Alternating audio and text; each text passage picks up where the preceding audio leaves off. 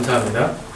오늘 저는 선교하는 그리스도인이 됩시다 라고 해서 우리 저녁 예배는 계속해서 이 성장 시리즈로서 우리 저희들이 지금 계속해서 성장 시리즈로 설교를 하고 있습니다. 그래서 주일 낮 예배는 로마서 강해, 그리고 목요일 저녁 예배는 이사야서 강해, 그리고 주일 저녁 예배는 성장 시리즈로 저희들이 나누고 있는데요. 우리는 예수 그리스도를 믿는 모든 사람들은 반드시 성장해야 됩니다. 여러분, 어린아이와 같이 지금 예수 그리스도를 믿고 복음을 받아들이고 내가 이제 구원받았습니다 라고 하는 그 고백이 나올 때는 아직 어린아이인 거예요. 이거는 지금 여러분들의 육신의 나이가 몇 살이든지 상관없습니다. 내가 영적인 나이가 아직 어린아이일 때는 이 하나님이 주시는 이 달달한 이 우유와 같이 먹기 쉬운 것들을 우리가 먹게 되지만 또한 성장해야 될 때는 어떻게 됩니까? 성장할 때 우리는 고통을 많이 느끼기도 하죠. 성장통이라고 하죠. 그런 걸 느끼고 아프기도 하고 넘어지기도 하면서 우리는 성장을 합니다. 우리의 육신이 그렇게 성장하는 것처럼 우리의 영적인 상태도 아프고 괴롭고 또한 이 말씀 때문에 갈등하고 넘어져 보기도 하고 다시 일어나 보기도 하면서 우리는 성장을 할 수가 있습니다. 그래서 성장 시리즈, 우리 저녁 시간에는 성장 시리즈는 사실 조금 딱딱하고 무거운 이야기들이 많이 있을 수 있습니다. 첫 번째 우리가 했던 것들, 우리 지금까지 했던 것들을 보면은 우리는 이 반드시 성장해야 된다는 것이 성경에서 모든 성도들에게 말씀하고 있는 건데요. 오늘 읽은 하나님의 말씀에는 보면 예수님의 11 제자가 나옵니다. 그리고 예수님께서 나오십니다. 예수님의 12 제자 중에 전혀 성장하지 못했던 한 사람이 있습니다. 그 사람이 누구죠? 바로 가룟 유다입니다. 예수님하고 3년 반 동안에 같이 예수님을 바로 옆에서 본 거예요. 여러분 상상해 보세요. 예수님 지금 바로 옆에서 예수님이 지금 문둥병 걸린 사람들 낫게 해주시고, 지금 눈 먼 자들 눈 뜨게 해주시고, 걷지 못하는 사람들 걷게 해주시고, 죽은 자를 살려주시고, 이걸 다 봤는데도 불구하고 가룟 유다는 전혀 성장하지 못하고 어떻게 됐습니까? 오히려 예수님을 은30에 팔아버렸습니다. 성도들이 성장하지 못하면 가룟 유다와 같은 실수를 범하지 말라는 법이 없어요. 그래서 우리는 늘 성장하기를 꿈꿔야 되고요. 그래서 특별히 오늘은 이 선교하는 그리스도인이 됩시다라는 주제로 오늘 말씀을 선포하고자 합니다. 선교는요, 우리가 그리스도인이라고 하는 것을 증거하는 겁니다. 이곳에 지금 아직 예수 그리스도를 완전히 받아들이지 못하신 분도 계시고, 예수님을 이제 막 믿는 분도 계시고, 예수님을 오랫동안 믿어서 믿음이 잘 다져진 분도 계시는데, 모든 분들이 공통적으로 할 때 한 가지에서 가장 많이 걸려 넘어진 게 뭐냐면 선교입니다. 자, 여러분들 지금 인생 살면서 예수 그리스도를 전하는 기쁨을 누려보신 적이 있으신가요? 예수 그리스도를 전해서 핍박을 받아보신 적이 있으신가요? 우리는 예수님을 전하고 예수님의 증인으로서 살아가야 되는 사명을 갖고 있는데, 오늘날의 많은 그리스도인들은 예수님을 전하기보다는 어디에서 많이 머무르고 있죠? 교회 안에 머물러 있고, 내가 교회 안에서 내가 사랑할 수 있는 사람들만 자꾸 만나는 거예요. 그리고 나를 사랑하는 사람들만 만나는 겁니다. 근데 선교는 어떤 거냐면 나를 사랑하지 않는 사람들한테 가는 거예요. 나를 미워하고, 특별히 나를 미워하는 게 아니죠. 예수 그리스도를 미워하는 그 사람들에게 가서 내가 사랑을 전해주는 게 바로 선교입니다. 왜 전해야 될까요? 나의 모든 죄, 내가 절대로 의인이 될 수 없는 그 상황일 때 예수님께서 나에게 오셔서 나를 위해서 십자가에 달려서 물과 피를 다 쏟기까지 사랑하시고, 그 사랑의 확증으로 부활하심을 통해서 이제 누구든지 나를 믿는 자는 내가 의롭다 칭해주겠다. 옛날에는 죄의 종이었고 죄 가운데 살던 사람이 이제는 어떻게 해요? 죄에서 이제 해방돼서 의인이 되는 그 길로 예수님께서 그 길을 열어주신 거예요. 누구를 통해서? 나를 통해서 가는 자다. 이 길은 굉장히 좁은 길입니다. 그런데 세상의 많은 사람들은 넓은 길들을 여러분들에게 이야기하고 있어요. 넓은 길들은 어떤 길입니까? 복음으로 구원받을 수 있는 길이 넓다고 얘기하는 거예요. 넓다고. 어떤 사람들은 무엇으로 해요? 어떤 사람은 선행으로. 선행으로, 어떤 사람들은 뭘로 하죠? 뭐 교회에서 하는 봉사, 헌금, 그 다음에 내가 하나님 앞에 드리는 매일의 그런 경건의 생활들, 이러한 것들로 내가 구원을 받을 수 있다고 하는 넓은 길로 갑니다. 그런데 복음은 넓은 길이 아니라 어디요? 좁은 길입니다. 예수 그리스도를 통해서만 갈 수 있는 길이에요. 근데 이거는 우리가 성경에서도 말하지만 구원을 받는다는 거 뭐냐면요, 굉장히 아프고 힘든 거예요. 왜냐하면 철저하게 내가 죄인이라는 것을 먼저 고백하는 데서부터 시작하거든요. 이 세상에 누가 나를 죄인이라고 말하는 걸 좋아하는 사람이 있겠어요? 내가 죄인이라고 하는 걸 찢어지고 아픈 마음으로 어떻게 해요? 내가 그거를 통과했을 때 나는 거듭나고 예수 그리스도의 자녀가 될 수 있는 겁니다. 그래서 제가 오늘 말씀을 전하면서 이런 생각을 해봤습니다. 내가 정말 예수 그리스도 때문에 고난받은 적이 있는가? 예수 그리스도 때문에 핍박받은 적이 있는가? 생각해봤는데 그래도 있더라고요. 다행히. 목사가 돼서 그게 없었으면 이 선교라는 걸 설교할 때 참 힘들었을 것 같은데 다행히 있더라고요. 네. 그래서 제가 이제 그냥 뭐 한 가지 소개를 해드리자면, 제가 이제 저희 아내하고 저희 교회 선교팀하고 뉴욕 한복판에 가서, 이제 다른 사람들은 타임스퀘어 가면 막 멋있어서 거기 사진 찍잖아요. 거기서 하나님의 말씀을 전해봤습니다. 그 사람들이 엄청나게 돌아다니는데요. 처음에는 전도지만 이렇게 줄 때는 사람들이 별로 그렇게 반응이 없어요. 그런데 딱 서서 마이크를 끼고 확성기를 대고 거기서 외치는 겁니다. 주 예수 그리스도를 믿으라고. 그리고 죄를 회개하고 예수 그리스도만이 오직 길이요 진리요 생명이라고 선포하기 시작했어요. 그런데 어떤 일이 벌어지는 줄 아세요, 여러분? 그냥 전도지만 줄 때는 아무 일도 일어나지 않아요. 그런데 성경을 들고 성경을 읽고 하나님의 복음을 선포하면 반드시 거기에는 핍박이 들어옵니다. 지나가면서 욕하는 사람이 있어요. 욕하죠. 그리고 심지어는 이 무슬림 친구들이 한 대여섯 명 되는 젊은 친구들이 저를 동그랗게 둘러싸서 무섭게 이러고 노려보고 있는 거예요. 막 노려보면서 제가 하는 말을 방해하는 거죠. 예수 그리스도의 복음이 선포되는 순간 어떤 것이 나오냐면 방해, 그리고 핍박, 조롱이 나옵니다. 조롱하는 사람들도 있었어요. 우리 옆에서 일부러 이상한 포즈 취하면서 막 사진 찍으면서 복음을 전하지 못하게 해요. 그런데도 꿋꿋하게 계속 복음을 전하니까 자기들이 어떻게 하겠어요? 떨어져 나가는 거죠. 영적인 전쟁입니다. 복음을 전하는 곳에는 항상 영적인 전쟁이 일어나는데요. 그것은 이 땅에서의 전쟁과 함께 영적인 차원에서의 전쟁이 같이 일어나는 거예요. 멀쩡하던 사람이 복음만 들으면 성질이 아주 그냥 괴팍해지는 거예요. 복음을 듣는 순간 내 마음이 어떻게 해요? 확 찍혀가지고 죄라고 하는 부분이 딱 건드려지면 사람은 화가 나기 시작하는 거예요. 그래서 소리를 지르는 사람들이 있고요. 와가지고 너가 왜 복음을 여기서 나를 시끄럽게 하냐고 하는 사람도 있는데, 이거를 잘 이겨내고 넘어가면 어떤 사람들이 나타나면 이게 항상 좀 희한해요. 그 조롱하고 핍박하는 그 상황을 끝까지 복음을 전해서 밀고 나가면 그 다음엔 한 명씩 두 명씩이 와서 그 복음을 듣는 사람들이 있어요. 듣고 고맙다고 하고 가는 사람들이 있고, 내가 믿음을 잃었는데, 신앙을 잃었는데 내가 다시 교회를 가겠다는 사람들이 나타나고, 그리고 어디선가 선교사님들이 나타나가지고 너무 고맙다고 하고 손을 잡고 응원을 해주고 가고 그렇습니다. 여러분, 복음에는요 하나님의 권능이 들어가 있습니다. 우리가 복음을 전할 때 여러분들이 생각해 보세요. 여러분들이 이 세상 살면서 언제 여러분들이 가장 권능이 있을 때입니까? 권세를 가져보신 적 있으세요? 정치인들 여기 정치 해보신 적 없으시죠?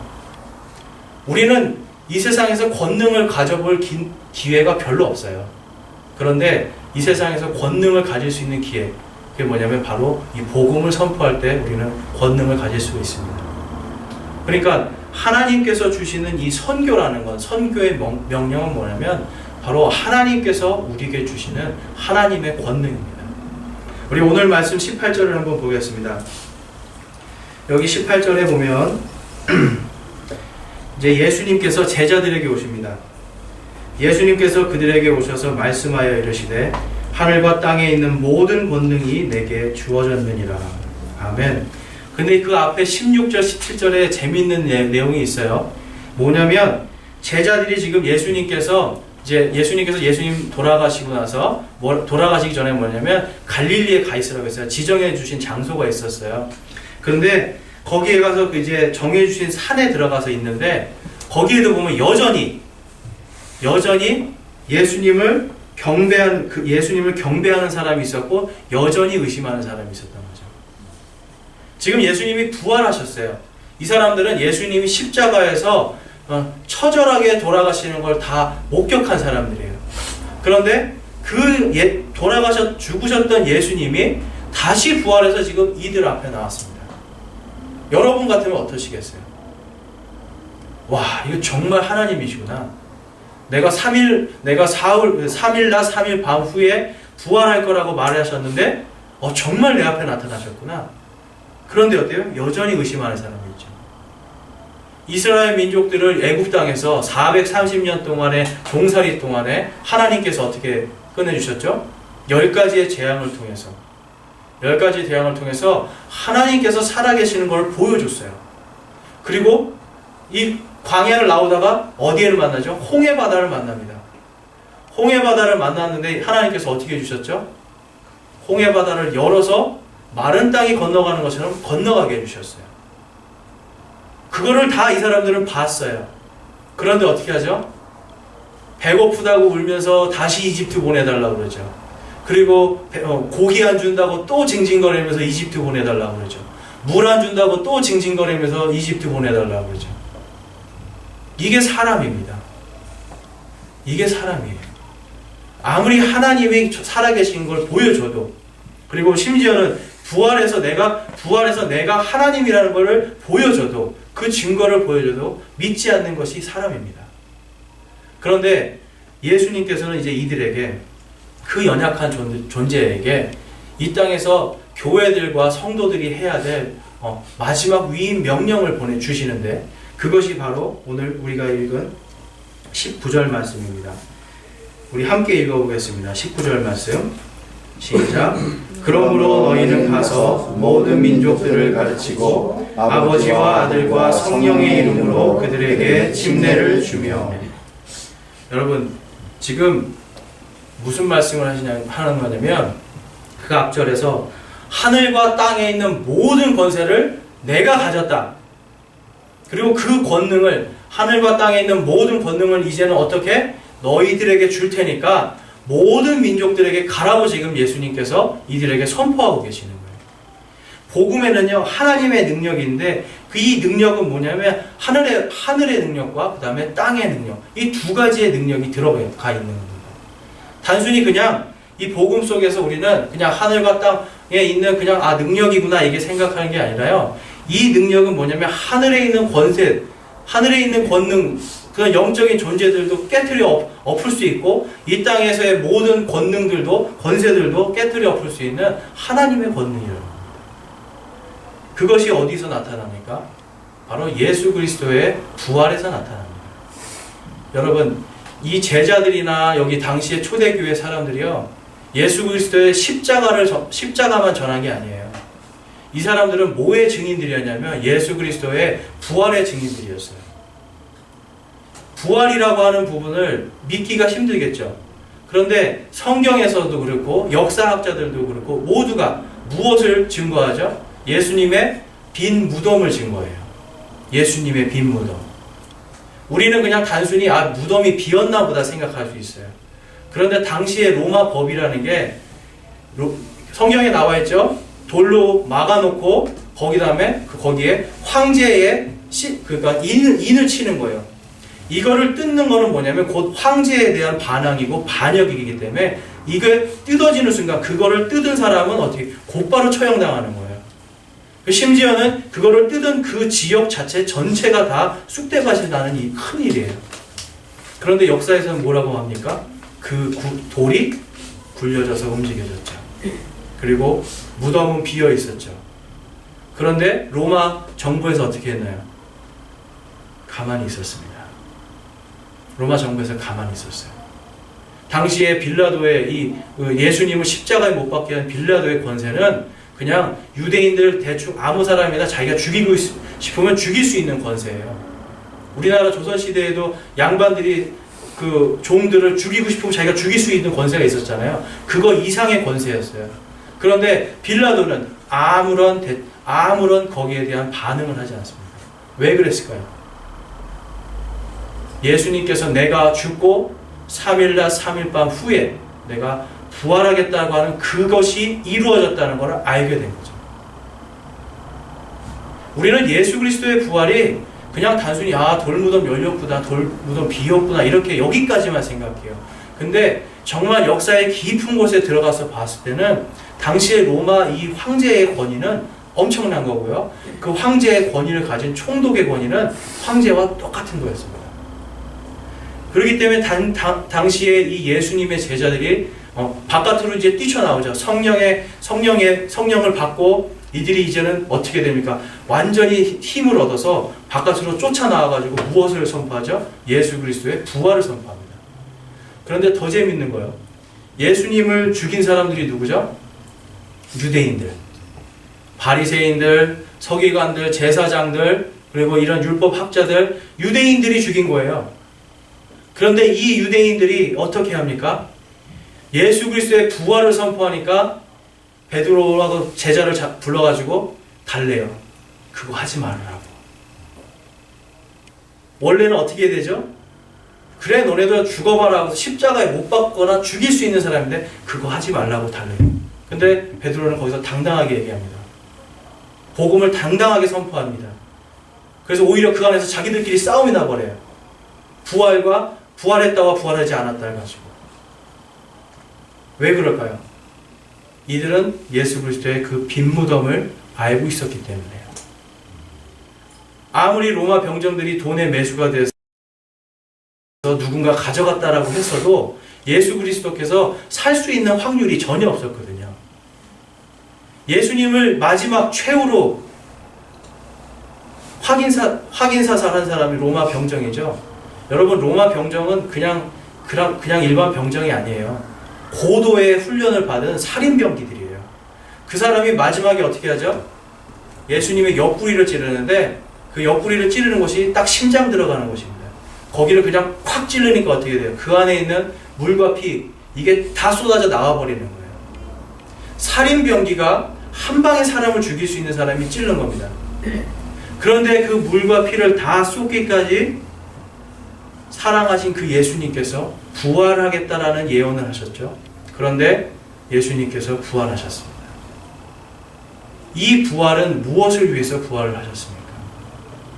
예수님께서 피 흘려 죽기까지 우리를 사랑하신 것은 우리의 죄를 씻기 위함이었고, 예수님께서 부활하신 것은 우리를 의롭다 칭해서 이제는 너희가 하나님의 자녀다. 누구든지 부활하신 예수 그리스도를 믿는 그 사람에게는 하나님의 자녀가 되는 권능을 주겠다고 약속해 주시는 거예요. 그래서 성경 말씀에 보면 이사야서 9장 6절에서 7절 말씀에 보면 이렇게 말씀합니다. 이는 한 아이가 우리에게서 태어났고 한 아들을 우리에게 주셨는데 그의 어깨에는 정권이 놓이고 그의 이름은 놀라우시니 조언자 강하신 하나님 영존하는 하나님 아버지 평화의 통치자라 할 것이기 때문이라. 그의 정권과 화평이 번창하여 끝이 없으며 그가 다윗의 왕자와 그의 왕국 위에 군림하여 그것을 정비하고 이제로부터 영원토록 공의와 정의로 그것을 굳게 세우리라. 만군의 주의 열심히 이것을 이루리라. 이렇게 말씀합니다.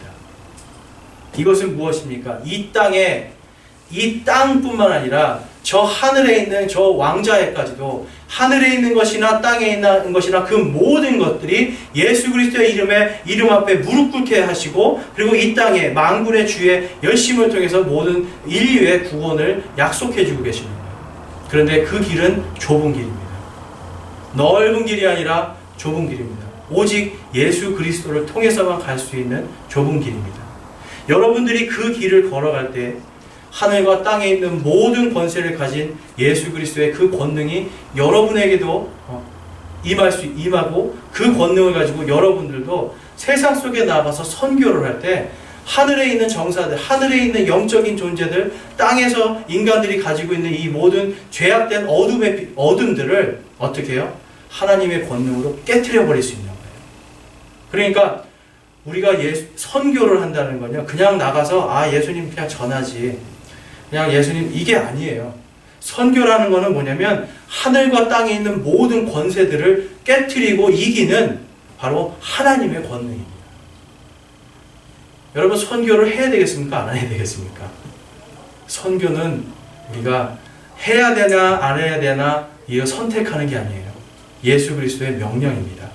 여러분들이 이 명령을 지킬 때 바로 여러분에게 하나님의 권능이 임할 줄 믿습니다.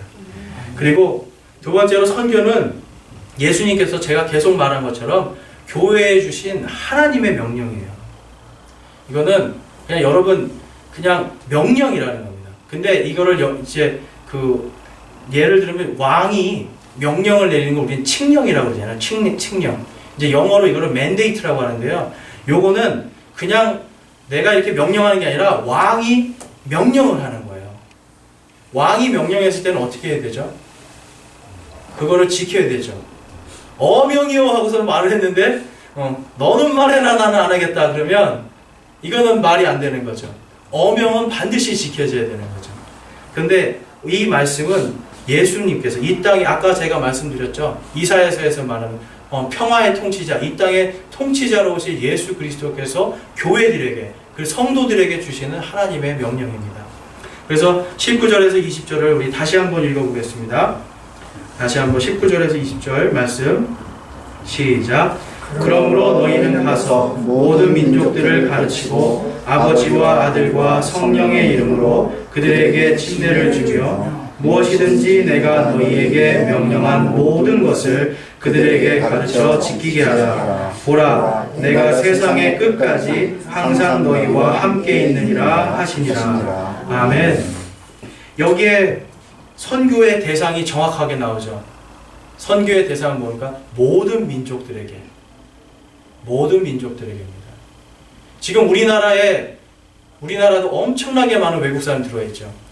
여러분, 모든 민족에게 가라고 할 때 모든 민족의 그 범위를 우리는 자꾸 저 바다 너머에 있는 나라들만 생각하는 거예요. 저 바다 너머.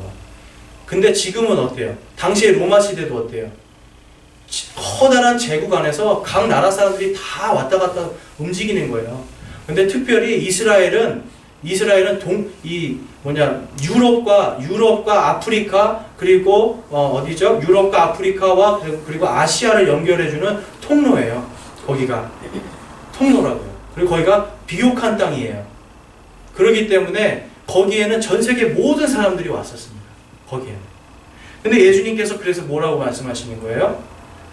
모든 민족들에게 복음을 전하는데, 오늘 말씀에 나와 있지만 그 순서를 정해 주시죠.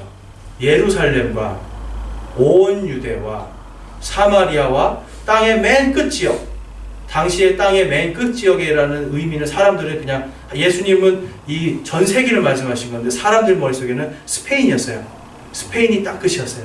그러니까 유럽의 저 끝까지 복음을 전하라고 하는 그 메시지가 오는 겁니다. 그러니까 이 사람들은 어떻게 해요? 모든 민족들에게 복음을 전하는데 어디서 처음에? 예루살렘과. 그래서 그 예루살렘에서 무슨 일이 있었죠? 오순절에 성령께서 강림하시면서 어떻게 됩니까? 제자들과 거기에 모였던 120명의 사람들이 각 14개의 국가의 나라의 말로 방언을 하기 시작하는 거예요. 우리는 이 방언이라는 게 자꾸 랄랄랄라 이거로 생각하는데 이게 아닙니다. 성경에서는 뭐냐면 이 방언을 통해서 무엇을? 하나님의 복음을 선포했는데 예수 그리스도의 죽으심과 부활하심을 선포해버리는 거예요. 그래서 성경에 보면은 교회 안에서 방언할 때 반드시 누구를 두라 그랬죠? 통역하는 사람을 두라는 거예요. 방언이라는 것을 주실 때 이것을 기도로 준 게 아니고 설교로 주신 거예요. 복음을 선포하라고. 그래서 통역을 놓고 방언으로 내가 그냥 나는 성령에 감동돼가지고 중국말로 하니까 여기서 제가 중국말로 선포를 해본다고 생각해 보세요. 알아들을 분이 하나도 없잖아요. 그러니까 통역의 은사를 가진 사람이 그걸 통역하는 거예요. 당시에는 이런 우리나라에 있는 이런 영어 학원 없잖아요. 이런 언어 학원이 없잖아요. 어떻게 해야 돼요? 성령께서 강권해서 한 사람에게는 어떻게 해요? 방언을 할 수 있는, 다른 나라 말을 할 수 있는 은사를 주시고 다른 사람에겐 그거를 통역할 수 있는 은사를 주시는 거예요. 그래서 내가 막 얘기를 하는데 그 사람들에게 자기네 나라 말로 다 이해가 되는 거죠. 그래서 성경에 보면은 너희가 통역이 없을 때 방언을 하면 첫 번째 배우지 않는 자나 믿지 않는 자들이 왔을 때 너희를 미쳤다라고 얘기할 거라고 써 있어요. 그럼 뭐냐면 배운 사람은 들을 수 있는 말이라는 거죠. 그래서 이 예루살렘에 그때 당시에 무슨 뭐였죠? 6월절이었죠. 오순절이 있죠. 이때 전 세계에 있는 모든 유대인들이 거기에 다 모여 있었던 거예요. 그래서 바로 예루살렘에서부터 이들은 모든 민족들에게 이제 복음을 선포하기 시작합니다. 그래서 여러분들이요, 지금 이 시대가요, 얼마나 좋은 시대인지 몰라요. 얼마나 좋은 시대인지 몰라요. 왜 좋은 시대일까요? 복음을 전하기에 가장 좋은 시대입니다. 왜냐? 모든 나라가 이제는 모든 나라, 모든 민족들이 영어만 하면 복음을 알아들을 수 있는 시대가 됐어요. 여러분 한번 연세가 많으시더라도 꿈을 꾸어보세요. 딱 10가지 문장만 여러분들이 외우시면 밖에 나가서 전 세계 모든 민족들에게 복음을 전할 수 있어요. 아이들에게 왜 영어를 가르쳐야 되죠? 그냥 너가 영어를 배워서 잘 되고 너의 영광을 위해서 영어를 배워라? 한계가 있습니다. 어디까지? 그 영어 가지고 이 세상에서 무슨 권능을 가질 수가 있겠어요? 그런데 우리 자녀들이나 여러분들의 손녀들에게 영어를 배우지만 이 영어를 가지고 예수 그리스도의 복음을 전할 수 있는 복음의 확실한 증인들로서 여러분들이 키워주시면 그 영어가 그냥 하는 영어가 아니라 하나님의 권능을 가진 영어로 바뀌는 거예요. 성경은 그렇기 때문에 교회와 성도들에게 이 선교를 하라고 지금 예수님을 통해서 명령을 해주시는 거예요. 왜 그럴까요? 선교를 할 때 이 성도들은 살아납니다. 살아납니다. 미국에서 어떤 목사님이 거기 미국 말로는 이제 오베서티 크리스찬이라는 말이 있어요. 뭐냐면 비만 기독교인. 비만이 돼가지고 교회에 앉아서 먹기만 하는 거예요. 하나님 말씀 먹고 은혜 먹고 계속 먹고 앉아서 그냥 이렇게 있는 거예요. 그러면 여러분 비만이 생기면 어떻게 되죠? 각종 성인병에 걸리게 되죠. 온갖 병든 상태가 돼버린다는 거예요. 그런데 선교를 하게 되면 어떻게 됩니까? 오늘 선교 명령의 첫 번째는 뭐냐면 너희들은 가서입니다. 영어로 go입니다. go. 뭐냐면 가라는 거예요. 가려면 어떻게 돼요? 걸어가고 내가 뭔가 움직이기 시작하죠. 선교는 바로 우리가 신앙생활을 하는 거에서 운동과 같이 바로 원동력을 주는 생명이에요. 전도와 선교를 하지 않는다라는 것은 나는 그냥 비만인 상태로 교회에 앉아서 계속 병들어가는 크리스찬으로 있겠다라고 말씀하시는 거랑 똑같아요. 그래서 사도행전 3장 37절 41절에 이렇게 말씀합니다. 우리 찾으실 분들은 찾으시고 아니면 제가 읽겠습니다. 우리 사도행전 3장 37절 41절에 보면 이렇게 말씀합니다.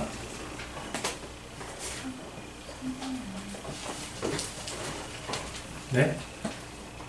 사도행전 죄송합니다. 사도행전 2장입니다. 2장. 네. 사도행전 2장입니다. 제가 참 좋은 사물을 뒀습니다. 서포트를 확실하게. 네. 사도행전 2장입니다. 우리 2장 37절에서 41절을 보면 우리 한번 읽어보실까요?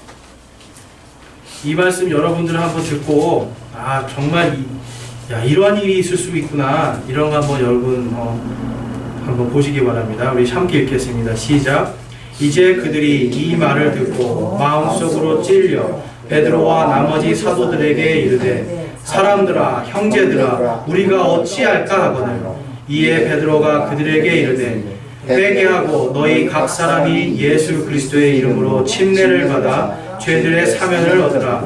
그리하면 너희가 성령님을 선물로 받으리니 이 약속은 너희와 너희 자손과 멀리 떨어져 있는 모든 사람 곧 주 우리 하나님께서 부르실 모든 사람을 향한 것이니라 하고 또 많은 다른 말씀들로 증언하며 권면하여 이르되 이 패역한 세대로부터 너희 자신을 구원하라 하니라.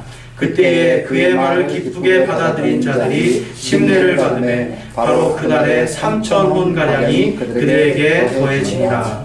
아멘. 지금 베드로가 그 앞전에 무엇을 선포하죠? 바로 예수 그리스도께서 왜 죽으셨는지, 우리의 죄를 위해서 죽으시고 우리의 의를 위해서 부활하심을 선포합니다. 누구 앞에서요? 바로 그 자리에 오순절날, 6월절을 지키기 위해 올라왔던 그 유대인들에게 이 말씀 선포하는 거예요. 여러분, 지금 베드로가요, 원래 어떤 사람이었죠? 베드로 어떤 사람이었어요, 여러분? 굉장히 터프가이였죠. 예수님을 딱 어떤 그 말고라고 하는 종이 예수님이 이제 잡히시던 밤에 예수님을 딱 잡으니까 어떻게 했어요? 칼을 쫙 꺼내가지고 귀를 딱 잘라버릴 정도의 사람이었어요. 그렇게 터프가이였는데, 이렇게 굉장히 완력이 강한 사람이었는데, 막상 예수님이 딱 잡혀가실 때 어떻게 했습니까? 도망갔어요. 그리고 3번을 부인하는데 누구 앞에서 부인했죠? 자기보다 더 조그마한 여종 앞에서 3번 예수님을 배신해요. 그리고 마지막에는 거의 히브리서 그리스어 원어로 보면은 거의 저주하다시피 예수님은 자기는 모른다고 해버립니다. 인간의 이 육체적인 힘이나 자기의 기질이 강한 거 아무 소용없어요. 생명 앞에서는 인간은 가장 비굴해집니다. 자기보다 조그만 여종에게조차도 자기가 살기 위해서 인간은 비굴해지는 거예요. 그런데 그랬던 베드로가 지금 자기를 죽일 수 있는 사람들, 자기를 죽이고도 남을 사람들 앞에서 지금 복음을 당당하게 선포합니다. 그는 어디로 갔죠? 자기를 가장 싫어하는 자들, 예수 그리스도를 가장 싫어하는 자들에게 가서 복음을 전했습니다. 그랬더니 어떤 일이 일어나죠? 사람들아, 형제들아, 우리가 어찌할꼬 그러는 거죠. 왜 그랬을까요? 그들은 예수 그리스도의 부활을 이미 듣고 알고 있었어요. 마음에 찔렸다라고 나오죠. 왜 찔렸어요? 그 사람들이 다 어디 있던 사람들이에요? 빌라도 법정에서 예수를 십자가에 못 박으라고 외치던 사람들이에요. 십자가에 못 박아라, 십자가에 못 박아라 하던 그 사람들 앞에 가서 지금 베드로는 예수 그리스도의 복음을 선포하고 오직 예수 그리스도만으로 너희가 구원받을 수 있다는 걸 선포해 주는 거예요. 여러분, 이거 엄청난 용기입니다. 여러분들이 여러분을 죽이고자 하는 사람들 앞에 가서 예수 그리스도를 전할 수 있겠습니까? 그럴 수 있는 용기 없습니다. 그런데 복음으로 내가 이제 구원받았다고 하는 것, 예수께서 부활하셨다는 것을 본 뒤에 이 베드로는 완전히 다른 사람이 됩니다. 이제는 더 이상 비굴한 사람이 아니고, 이제는 더 이상 도망자가 아니라, 이제는 그 선교의 명령을 따라서 가는 예수 그리스도의 진짜 제자의 삶을 살아가는 거죠. 우리가 선교를 하지 않고 예수 그리스도의 명령을 쫓아가지 않으면서 내가 그리스도인이다, 나는 신앙생활을 한다, 이런 말씀을 하시는 분들이 많은데요. 그렇게 할 수 있어요. 그런데 그렇게 하면 할수록 여러분들의 신앙이 병들 수밖에 없습니다. 나가서 운동을 해야죠. 운동을. 나가서 내가 영적인 운동을 해주고 내가 영적으로 나가서 복음을 전할 때에 나의 신앙이 건강해지기 시작하고, 나가서 돌아다니니까 어떻게 내 몸도 건강해지기 시작하고, 그럼 내 안에 어떤 것이 생깁니까? 그리스도에 대한 믿음의 확신이 생기기 시작하고, 그리고 전해야 되니까 어떻게 됩니까? 성경 말씀이 더 즐겁게 되고 더 알고 싶어지는 이러한 욕구들이 생기기 시작하는 거예요. 전하지 않을 때는 이런 것들이 다 싫죠. 교회에 앉아서 목사님이 해주시는 좋은 말씀 듣고 감동적인 찬양 듣고, 그리고 난 이제 집에 가서 어떻게 편하게 발 뻗고 오늘 할 일 다 했어 하고 딱 쉬는 거죠. 이게 크리스찬들의 모습이고 저의 모습이에요. 근데 성경 말씀 그게 아니라는 거죠. 너희들은 가라라는 거예요. 가라. 그리고 그 다음에 뭡니까? 가르치고 아버지와 아들과 성령의 이름으로 침례를 주고, 그리고 예수님께서 가르쳐 명령한 것들을 모든 것을 가르쳐 지키게 하라고 하죠. 가르치려면 어떻게 됩니까? 내가 먼저 배워야 되죠. 내가 침례를 주기 위해서는 어떻게 해야 됩니까? 내가 먼저 하나님 앞에 침례를 받고 하나님의 교회 안에 내가 들어오고, 그리고 하나님 앞에서 내가 침례를 줄 수 있을 만큼의 영적인 권위도 가져야 되고, 그 다음에 어떻게 그 사람들이 가르쳐서 지키게 하는 건 뭡니까? 그게 바로 목양입니다. 네. 목사만 목양을 하는 게 아니죠. 내가 영적으로, 우리 교회 안에 영적으로 어린아이가 있을 때는 내가 가서 그 사람에게 하나님의 복음을, 예수 그리스도의 복음을 알려주고, 성경 말씀을 알려주고, 그 사람이 그 모든 것을 지킬 수 있도록 도와주는 것, 이것이 목양입니다. 그렇기 때문에 그냥 말씀을 드리자면은, 침례교회에서는 따로 목사님이 아니더라도 일반 형제님들이 침례를 줄 수 있어요. 이 말씀에 의거해서. 그런데 목사님이 있을 땐 당연히 목사님이 주겠죠. 그렇지만 교회 안에서 우리가 모두가 하나님의 자녀들이기 때문에 목사님이 없을 때는, 지금 구원받고 내가 침례를 받고 싶습니다 하는 사람이 있을 때는 형제님 중에 한 명이 대표로 가서 교회의 이름으로 침례를 줄 수 있는 거예요. 왜 그럴까요? 이거는 목사의 권위를 주는 게 아니기 때문에, 하나님께서 교회에게 부어주신 이 교회의 권위를 주는 거예요. 많은 사람들이 목사가 주는 세례라든지 침례가 뭔가 더 효력이 있다고 생각하는데 천만의 말씀이죠. 누가 주시는 거예요? 누구의 권능이에요? 하나님의 권능이고 예수 그리스도의 권능이죠. 복음의 권능이죠. 거기에는 목사나 형제나 아무런 위아래 상하 높고 낮음이 없는 거죠. 무엇이? 교회. 하나님께서 교회에게 주신 이 교회의 권능으로, 교회의 이름으로 줄 수 있는 겁니다. 선교에 있어서 많은 부분에서 이런 위아래 상하 관계라는 거에 얽혀가지고요, 많은 선교사님들이 엄청난 어려움에 부딪혀요. 네가 목사 안수 받았습니까? 안 받았습니까? 그럼 당신이 왜 침례를 줍니까? 그리고 심지어는 그 선교사님이 준 침례, 이거 무효예요. 나 저 목사님한테 가서 받을래. 이런 사람들이 있어요. 왜 그럴까요?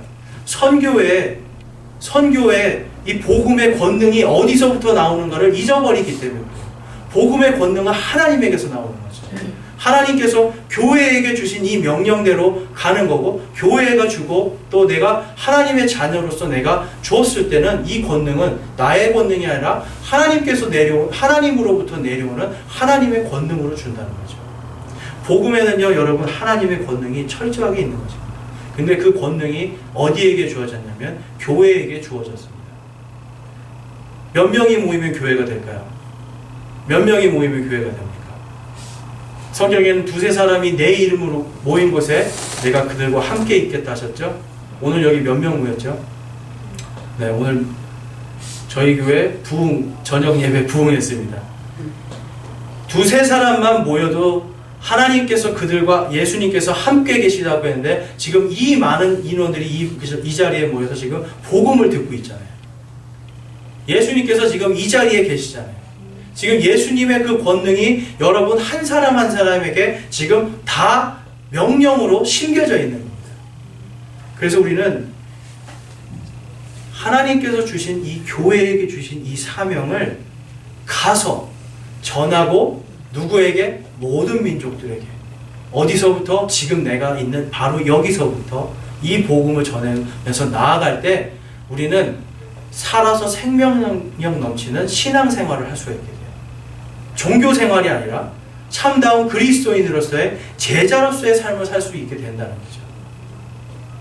그래서 우리는 이 복음의 권능이 살아서 내 안에 역사할 수 있도록 우리 자신을 내어드려야 됩니다. 우리 자신을 내어드릴 때 우리 안에서는 하나님의 권능이 샘솟을 수 있는 거예요. 여러분, 하나님의 권능을 갖고 싶습니까? 아멘 안 하시는 분들은 아직 별로 관심 없으세요? 하나님의 권능을 가지고 싶으십니까? 아멘. 이 권능은 세상을 이길 수 있는 여러분들의 믿음에서 나옵니다. 예수 그리스도를 믿는 그 믿음에서 하나님께서 주시는 권능이 시작이 됩니다. 예수 그리스도의 죽으심과 그리고 부활하심의 증인으로서의 삶을 사는 저와 여러분이 되기를 주님의 이름으로 축원합니다. 그리고 우리가 아멘 하신 그 아멘에 아멘이라고 한 그 말씀에 책임을 지고 실천하는 저와 여러분이 되기를 주님의 이름으로 축원합니다. 이 시간 기도하시겠습니다. 우리 기도